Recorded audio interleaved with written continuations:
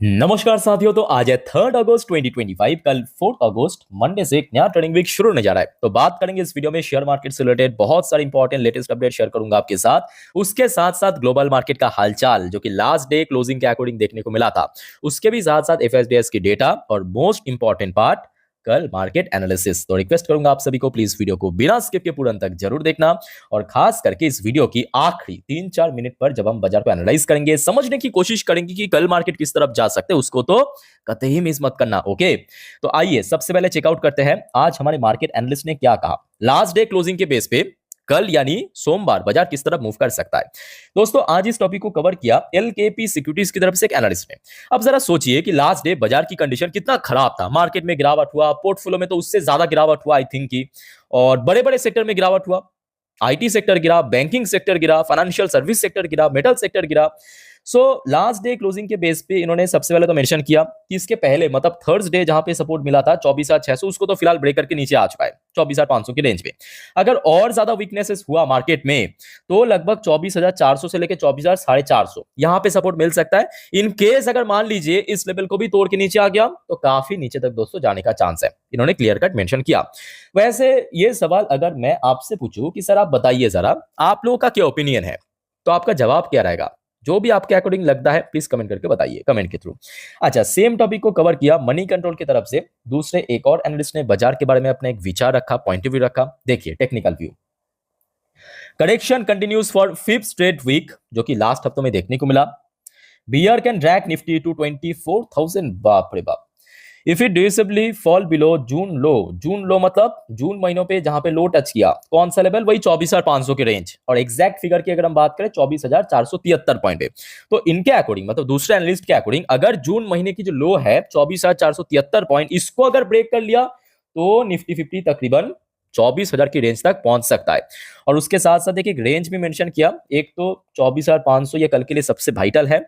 इसके अलावा वही जून की लो अगर ब्रेक किया 24,200, यहाँ पे आप देख सकते हो काफी छोटे अक्षर में है, मैं आपको थोड़ा अंडरलाइन करके दिखाता हूँ। 24,200 से लेकर 24,180 इन्होंने कहा, और अगर और भी ज्यादा वीकनेसेस हुआ तो 24,000 तक पहुंच सकता है। फिलहाल दोस्तों इस टॉपिक को तो इस वीडियो के आखिरी 3-4 मिनट में हम अच्छे से एक्सप्लेन करेंगे, समझने की कोशिश करेंगे। देखते जाए इस वीडियो को पूरा अंत तक। पर उसके पहले दोस्तों बहुत सारे important economical data, latest report update आपके साथ मैं शेयर करूंगा, तो थोड़ा सा वीडियो को पेशेंसली स्टेप बाय स्टेप करके देखते जाइए, सुनते जाइए, समझते जाइए। सबसे पहली बात देखिए, फ्राइडे के दिन भारत की दो इंपॉर्टेंट इकोनॉमिकल डेटा आउट हुआ था। उनमें से एक था भारत की फॉरेक्स रिजर्व यानी विदेशी मुद्रा भंडार की डेटा, जो कि इस बार इंक्रीज हुआ $2.7 बिलियन, बढ़ के टोटल जो भारत के पास अभी विदेशी मुद्रा है $698.19 बिलियन। चलो बहुत बढ़िया, but maybe next week में जब अपडेट आएगा कम हो सकता है, क्योंकि रिसेंटली हमने क्या देखा कि यूएस डॉलर के अगेंस्ट में इंडियन करेंसी की वैल्यूएशन दोस्तों काफी हद तक ड्रॉप हुआ है, यही बीते हुए हफ्तों में, है कि नहीं? तो देखिए कभी कभी क्या होता है कि बहुत ज्यादा अगर स्लिप ना कर जाए तो सेंट्रल बैंक कुछ कुछ अमाउंट यूटिलाइज कर देते हैं उसको स्टेबल रखने के लिए, मतलब करेंसी को स्टेबल रखने के लिए। तो ये साफ साफ दिखाई दे रहा है। अच्छा नेक्स्ट देखिए, मतलब लास्ट डे भारत की मैन्युफैक्चरिंग पीएमआई डेटा आउट हुआ था, जो कि बहुत ही बढ़िया था।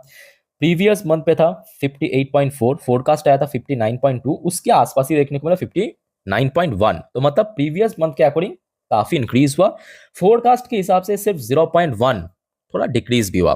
तो ये तो आपके फ्राइडे के दिन आउट हो गया, तो ऑलरेडी आपको मैं अपडेट दे चुका हूं। अच्छा याद रखना, परसों यानी मंगलवार के दिन भारत की जो दूसरा पीएमआई यानी सर्विस पीएमआई डेटा आउट होगा। प्रीवियस मंथ पे थोड़ा बेटर था 60.4, इस बार देखिए फोरकास्ट आया है 59 पॉइंट कितना, एक बार देखिए बता, हाँ 59.8। सो ये डेटा दोस्तों आपको 5 अगस्त के दिन मालूम पड़ेगा, मतलब परसों मंगलवार को। अपडेट मैं आपको दे दूंगा, डोंट वरी, इसी चैनल पे, बस चैनल के साथ कनेक्ट रहना। अच्छा आगे बढ़ते हैं, देखिए ये रिपोर्ट आया है आपकी फिच की तरफ से, फिच रेटिंग की तरफ से। ग्लोबल एक रेटिंग एजेंसी कंपनी है जो कि अक्सर कंपनीज को अपने परफॉर्मेंस के बेस पे या कोई देश की इकोनॉमी को रेटिंग वगैरह करता है कि कितने परसेंट मतलब कितने परसेंटेज में उसका जीडीपी बढ़ सकता है। तो यहाँ पे फिच रेटिंग की तरफ से पहले तो कहा गया limited direct impact from US tariff. So clearly इन्होंने कहा कि देखिए यूएस टैरिफ की वजह से बहुत ही लिमिटेड इंपैक्ट पड़ेगा भारत की इकोनॉमी में। जो बात आपको इसके पहले भी कहा था बहुत बार की, देखिए आप लोग को बहुत ज्यादा टेंशन करने की जरूरत नहीं है, जो भी हो रहा है याद रखना अच्छे के लिए हो रहा है, भले के लिए हो रहा है। हाँ थोड़ा बहुत मार्केट स्ट्रगल कर सकता है, उतना तो आपको सह लेना चाहिए। बट लॉन्ग टर्म में दोस्तों कोई बहुत बड़ा दिक्कत नहीं होगा। उसके साथ साथ जो जीडीपी फोरकास्ट में थोड़ा सा ड्रॉप किया, थोड़ा सा मतलब बहुत ही कम, ये एक बार मैं आपको दिखा देता हूं। पहले एक्चुअली जो एस्टिमेट किया था 6.4%, इस बार जो न्यू एस्टिमेट के हिसाब से 6.3%। अब देखिए कुछ दिन पहले एक और ब्रोकरेज फर्म था, वो कहा 6.5%। अब देखिए मैं इसके पहले भी आपको कहा था, आज भी कह रहा हूं, ये सब चीज सिचुएशनल है। अगर सब कुछ भारत की फेवर में रहा तो यही जो रेटिंग कंपनी, ब्रोकरेज कंपनी की तरफ से 6.3 6.5 की रेटिंग आ रहा है ना, ये कुछ दिन बाद बढ़ा देगा, ऑटोमेटिकली बढ़ा देगा, डोंट वरी। 7-8% भी हो सकता है, पॉसिबिलिटी है, ठीक है, ऐसी कोई बड़ी बात नहीं है। अच्छा, एक और इंपॉर्टेंट बात दोस्तों, देखिए टैरिफ ट्रेड डील एक तरफ, दूसरी तरफ भारत की एमपीसी मीटिंग का आउटकम निकलेगा, याद रखना। एक बार मैं आपको डेट फटाफट बता देता हूं। एमपीसी मीटिंग याद रखिए कल से शुरू हो जाएगा, कल यानी 4 अगस्त। 5 अगस्त को छोड़ के 6 अगस्त, मतलब 3 दिन की मीटिंग है। 6 अगस्त बुधवार आरबीआई की एमपीसी मीटिंग का आउटकम निकलेगा। और इस बार देखिए एमपीसी मीटिंग का आउटकम बहुत इंपॉर्टेंट है। इसके पहले भी आपको मैं बार बार एक्सप्लेन किया था कि क्यों, क्योंकि back to back 3 MPC meeting में 100 बेसिस पॉइंट एक मतलब एकदम से रेट कट करने के कारण, एक तो देखिए इनिशियल स्टेज में काफी बेनिफिट मिला है, बट बैंकिंग सेक्टर में थोड़ा सा इम्पैक्ट देखने को मिला, खास करके बैंक्स की, जो बड़े बैंक्स की या मिड साइज बैंक की फाइनेंशियल मार्जिन जो है थोड़ा ड्रॉप हुआ है, थोड़ा श्रिंक किया। इस बार आप देखिए बैंक की परफॉर्मेंस उतना बढ़िया नहीं हो रहा है, उस वजह से प्रॉफिट भी गिरा है। सो देखिए अलग अलग ब्रोकरेज फर्म की तरफ से अलग अलग रिपोर्ट आया है। एसबीआई रिपोर्ट की तरफ से कहा गया आरबीआई में announce 25 bps rate cut in August to boost credit growth ahead of Diwali, ठीक है। तो एसबीआई रिपोर्ट के अनुसार 25 बीपीएस रेट कट हो सकता है। इसके बाद देखिए एक और यहाँ पे रिपोर्ट के अनुसार देखिए 90% of expert believe RBI to maintain status quo on rates stance unchanged। तो कुछ और यहाँ पे एक्सपर्ट के अकॉर्डिंग इस बार अनचेंज रखा जाएगा। एक और देखिए यहाँ पे पब्लिश हुआ केआरएच की तरफ से कहा गया expert pause in next policy meeting RBI already front loaded rate cut, जो ऑलरेडी हमें देखने को मिल गया। तो देखिए बहुत सारे एक्सपर्ट का मानना यह है कि इस बार अनचेंज होगा, बहुत सारे एक्सपर्ट का मानना यह है कि इस बार रेट कट हो सकता है। बट मेरे ओपिनियन के हिसाब से ना इस बार अनचेंज होना चाहिए। अनचेंज इसलिए होना चाहिए क्योंकि आप समझ सकते हो कि भारत की इकोनॉमिकल डेटा, चलो वो तो बढ़िया चल रहा है, इन्फ्लेशन काफी गिरा है, 2.5 के आसपास पहुंच चुका है, जीडीपी ग्रोथ रेट भी पहले से थोड़ा सा बेटर हुआ है, पीएमआई डेटा भी एकदम स्टेबल पोजीशन पे है, ठीक ठाक चल रहा है। सो अभी इकोनॉमी में मतलब कोर डेटा में कोई दिक्कत नहीं है। दिक्कत कहाँ पे है कि बैंकिंग सिस्टम में थोड़ा सा हमें मार्जिन में इशू दिख रहा है। और फर्दर अगर रैपिड रेट कट किया ना नियर टर्म बेसिस पे या मिड टर्म बेसिस पे, बैंक्स थोड़ा स्ट्रगल कर सकता है, जो कि बिल्कुल ही अच्छी बात नहीं है, याद रखना, ठीक है। तो मेरे ओपिनियन के हिसाब से इस बार अगर अनचेंज कर दिया, इस साल खत्म होने से पहले जो आखिरी एमपीसी मीटिंग रहेगा नवंबर या दिसंबर में, उस समय अगर रेट कट किया वो काफी बेनिफिशियल रहेगा मेरे अकॉर्डिंग। अब देखिए जो भी डिसीजन लिया जाएगा वो अच्छे के लिए लिया जाएगा, वो आपको बुधवार के दिन मालूम पड़ेगा, डोंट वरी, अपडेट मैं आपको दे दूंगा। अच्छा, एक और रिपोर्ट आप देखिए, India emerges as a major hub for climate capital as clean tech investment search. ये बहुत अच्छी बात है दोस्तों, खास करके ग्रीन एनर्जी सेक्टर को काफी बूस्टअप मिलेगा। अच्छा, एक और रिपोर्ट देखो जो कि ऑलरेडी मैं आपको आज दिन की तीसरी वीडियो में अपडेट दिया था, जिन्होंने नहीं देखा थोड़ा देख लीजिए। IPhone export from India hit $6 billion in Q1, जो रिपोर्ट आज आउट हुआ है। Apple lead search amid US tariff threat, ठीक है। तो इससे साफ साफ ये दर्शाता है कि भारत में ईएमएस सेक्टर दोस्तों बहुत फास्ट पेस में आगे बढ़ रहा है, और यही वजह है कि जहां पे बाकी सेक्टर्स इतना स्ट्रगल कर रहा है, Q1 आप देखिए, Q2 देखिए, मतलब लास्ट ईयर की, या Q3 Q4 इतना स्ट्रगल कर रहा है, but still EMS sector shine mode में है। ओके, सो ये एक बहुत ही उभरता हुआ सेक्टर है, काफी फास्ट ग्रोथ सेक्टर है। ओके, आगे बढ़ते हैं।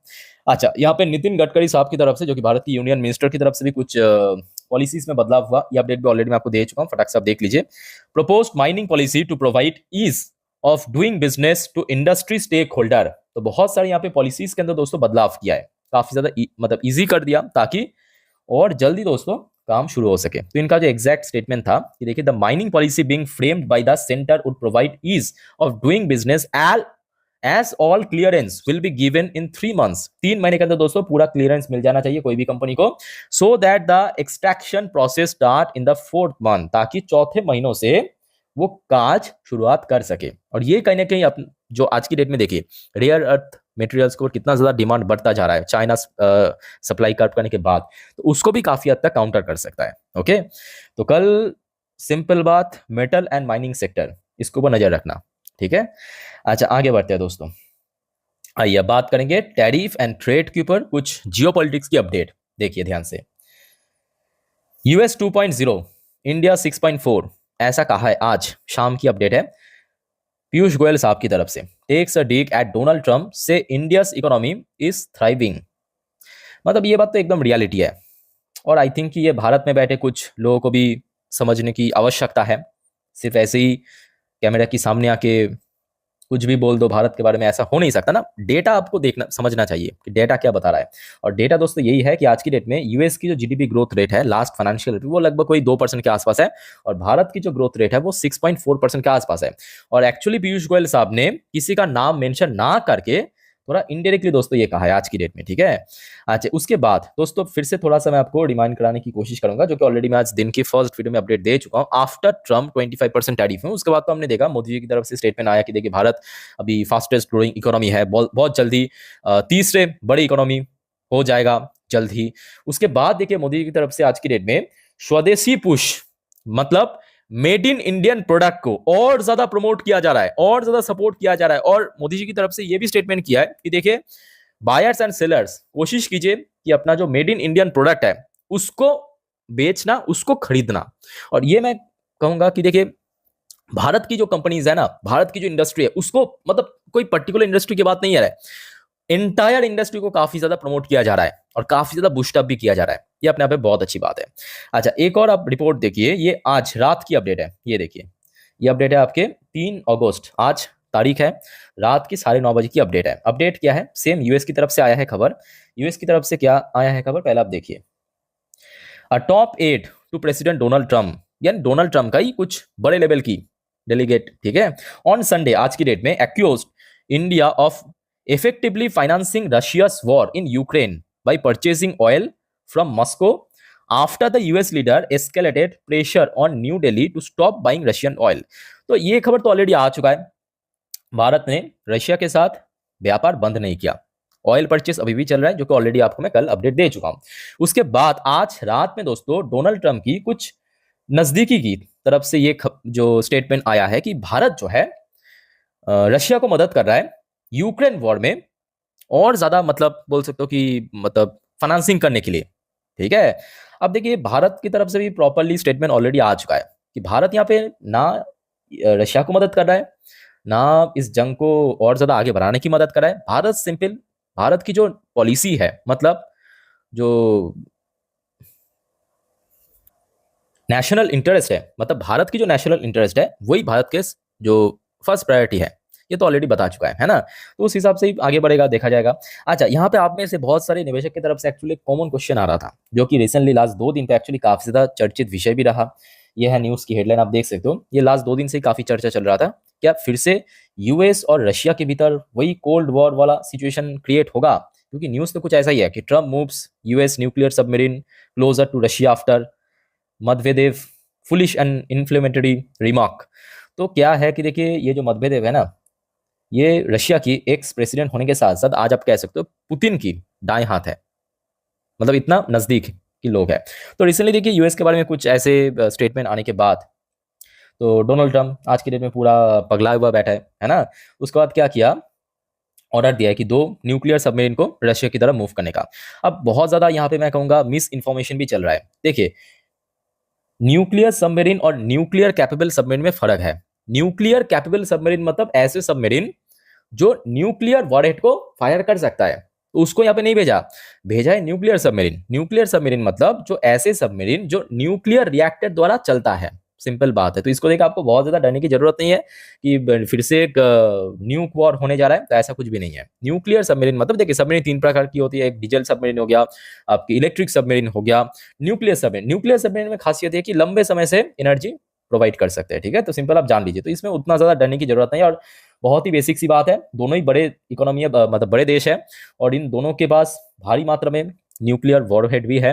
तो इन दोनों को अच्छे से मालूम है कि इन दोनों अगर भिड़ गया तो सिंपल बात है एक शब्द में कुछ बचेगा नहीं, ठीक है। तो बड़े लोग सीधा सीधा आपस में नहीं लड़ते, वो दूसरे के थ्रू लड़वाता है, ठीक है। तो इस चीज को लेकर उतना ज्यादा आपको टेंशन लेने की जरूरत बिल्कुल नहीं है।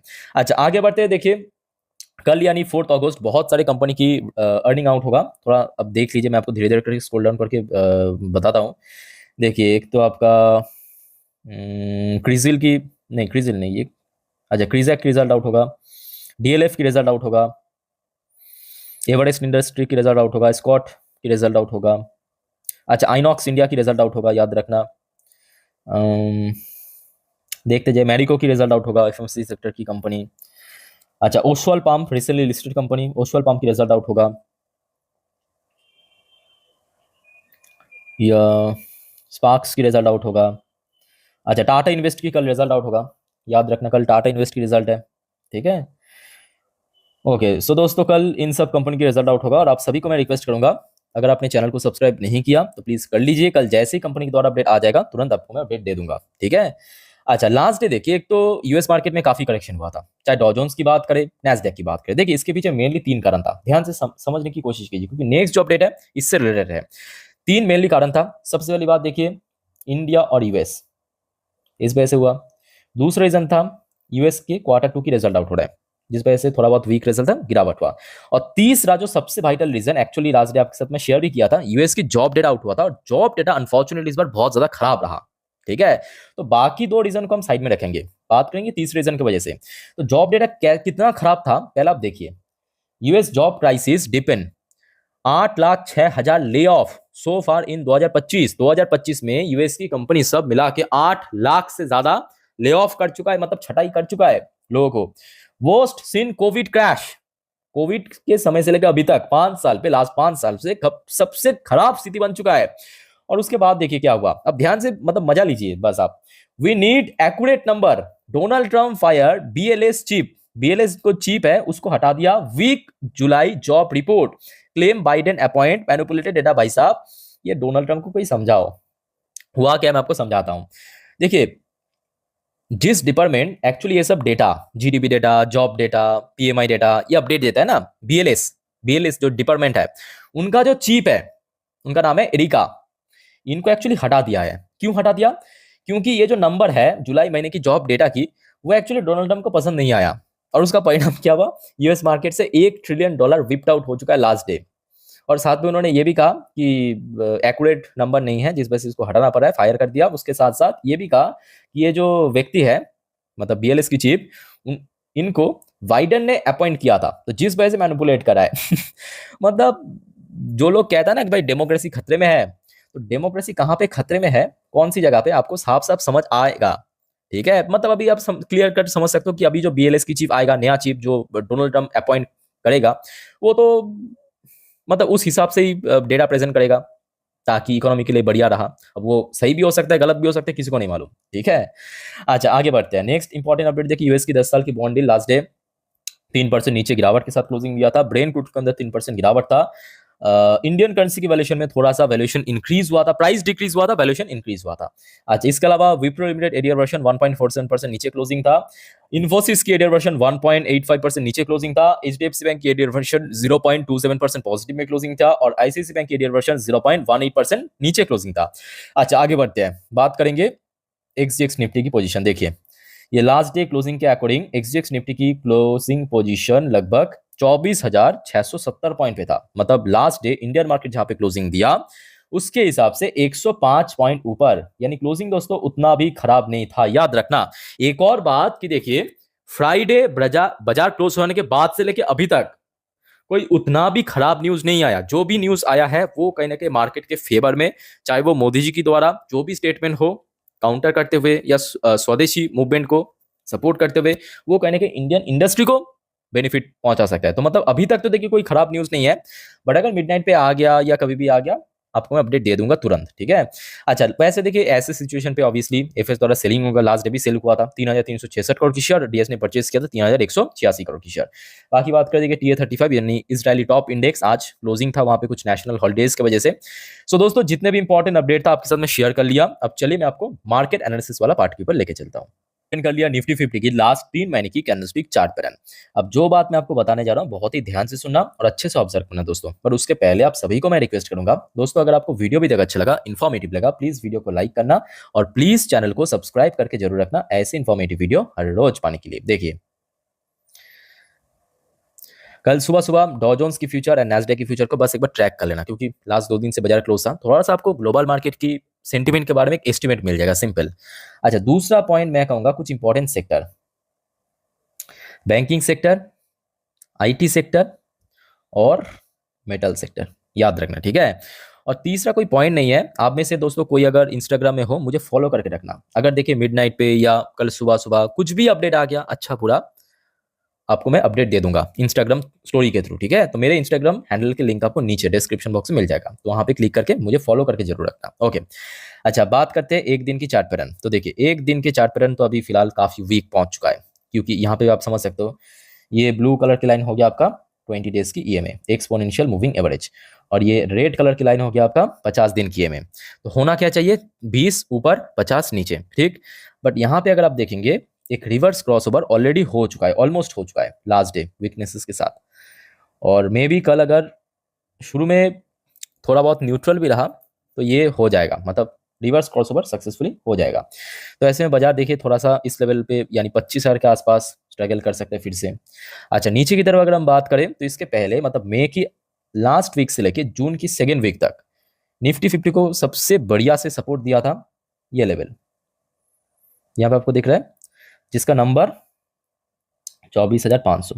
तो कल के लिए मैं कहूंगा 24,500 सबसे वाइटल लेवल, इसको होल्ड करना इमीडिएटली जरूरी है। क्लियर, यही सपोर्ट लेवल है, अगर इनकेस ये सपोर्ट लेवल टूट गया तो 100-150 पॉइंट नीचे मान के चलिए, ठीक है। अच्छा बात ये कि ऊपर की तरफ कहाँ पे है, देखिए ऊपर की तरफ भी लेवल्स है, ऊपर की तरफ लेवल मैं आपको दिखाता हूँ। देखिए ये हो गया आपका 4 घंटे की चार्ट पैटर्न, 4 घंटे की चार्ट पैटर्न दिख रहा है।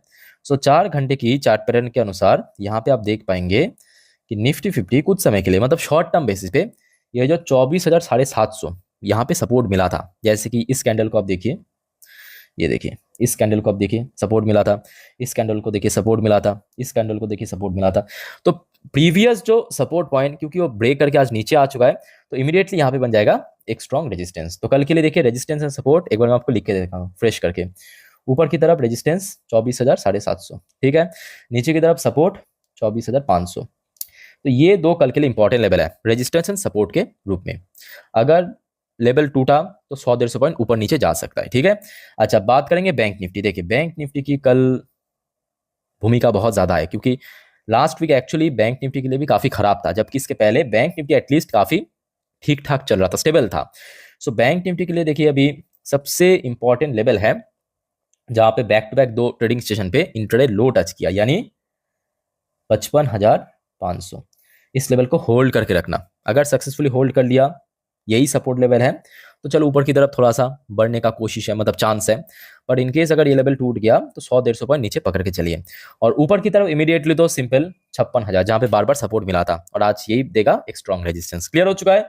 सो दोस्तों बैंक निफ्टी निफ्टी आपको अच्छे से एक्सप्लेन कर दिया, और कोई आपका कंफ्यूजन है, डाउट है इसी टॉपिक पे कमेंट करके बताइए।